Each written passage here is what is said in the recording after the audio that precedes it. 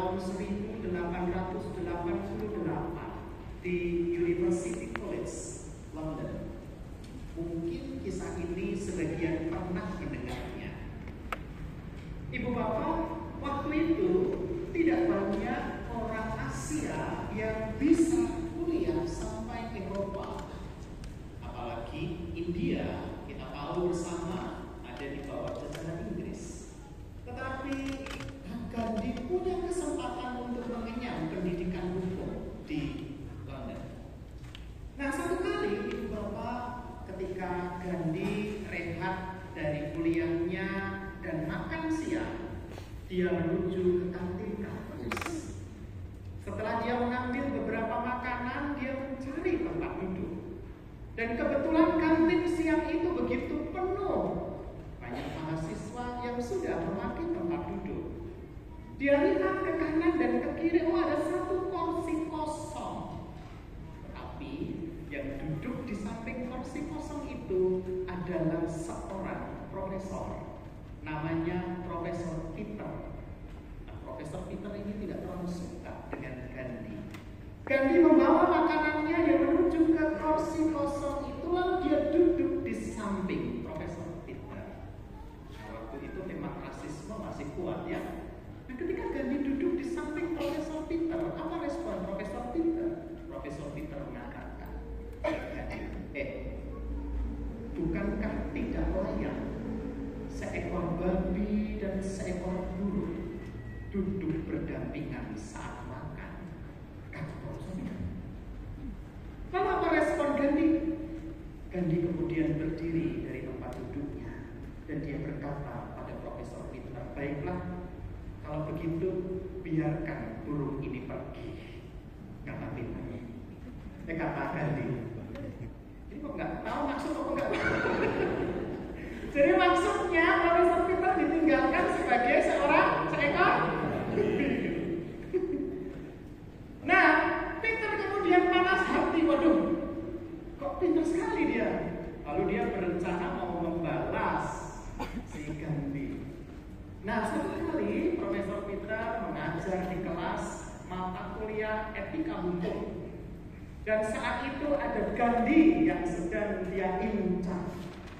Nah, maka di tengah-tengah pelajaran itu dia sengaja ingin menguji Gandhi. Dia bertanya pada Gandhi, Gandhi, seandainya kamu melakukan perjalanan dan dalam perjalanan kamu menemukan dua kantong atau dua karung, satu karung berisi uang, satu karung berisi kebijaksanaan, kata Peter.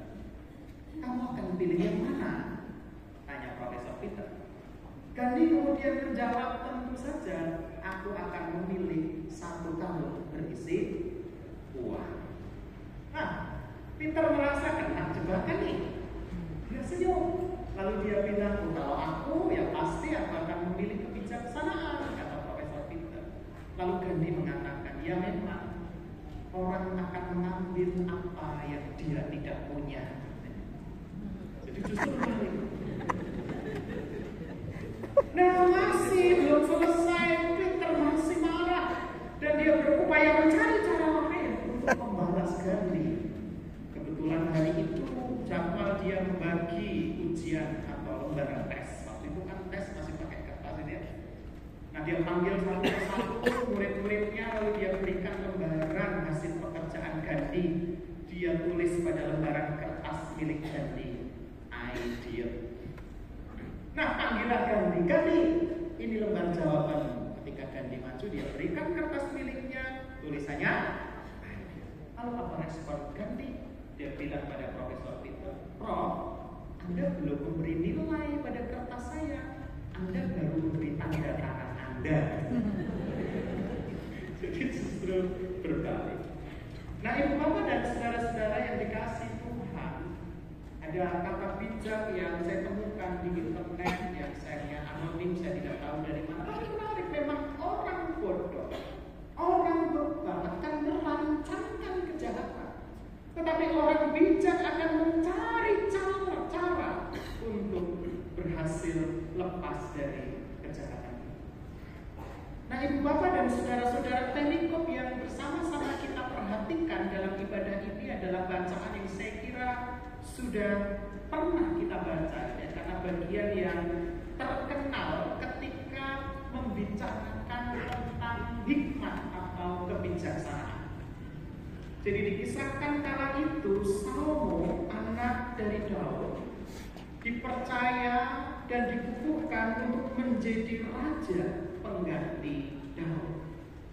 Dan ini bukan pekerjaan yang mudah, karena kita tahu bangsa Israel adalah bangsa yang tidak mudah atau bahkan dikenal sebagai bangsa yang tegar tengguh. Nah, kala itu Salomo menghaturkan korban kepada Tuhan, dikatakan di dalam ayat keempat demikian.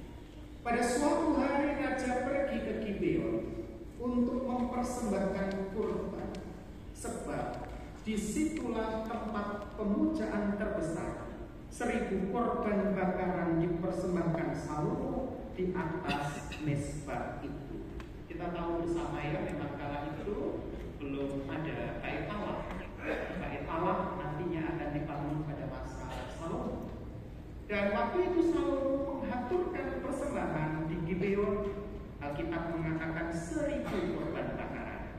Tentu tidak perlu kita maknai sebagai jumlah matematika, tetapi ini sebuah gambaran betapa banyaknya korban yang dihaturkan oleh Salomo.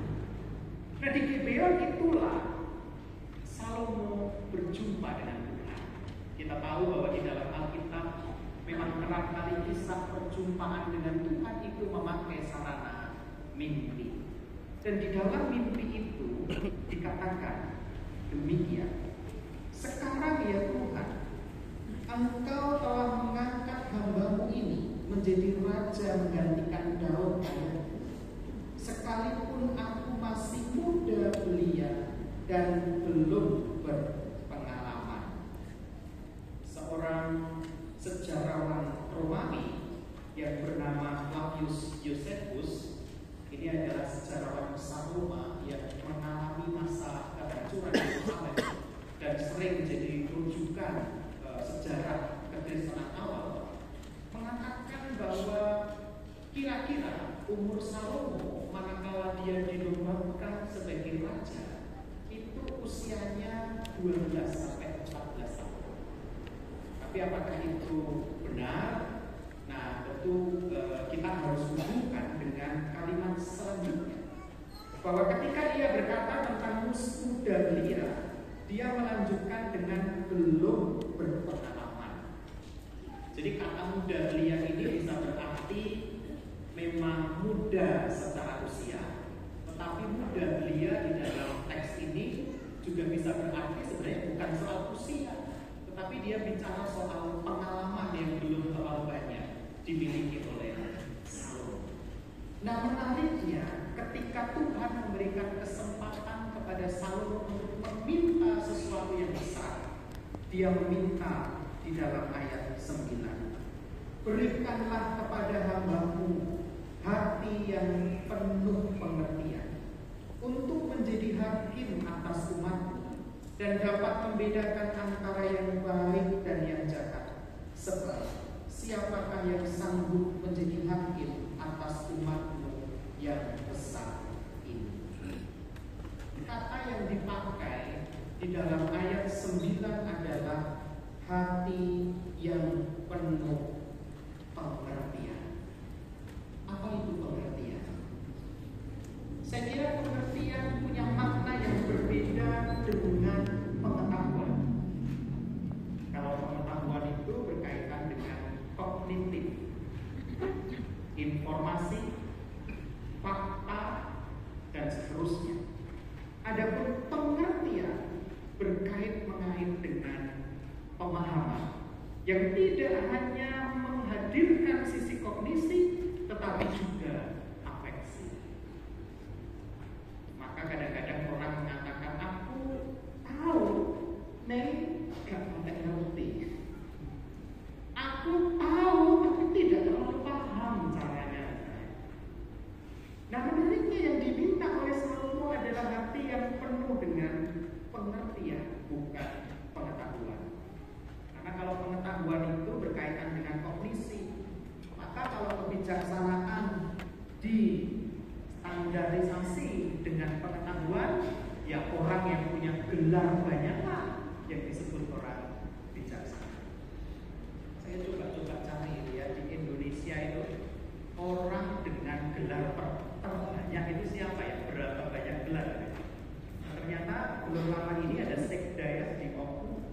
yang dapat rekor muri karena dia punya 11 gelar akademik dan 72 gelar non-akademik atau gelar profesi.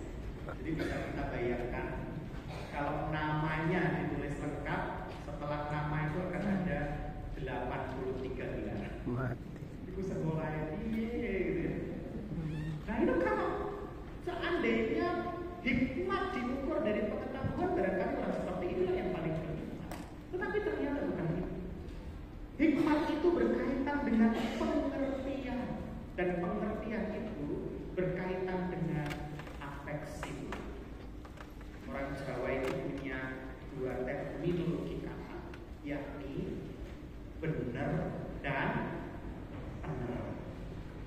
Apa yang benar belum tentu benar.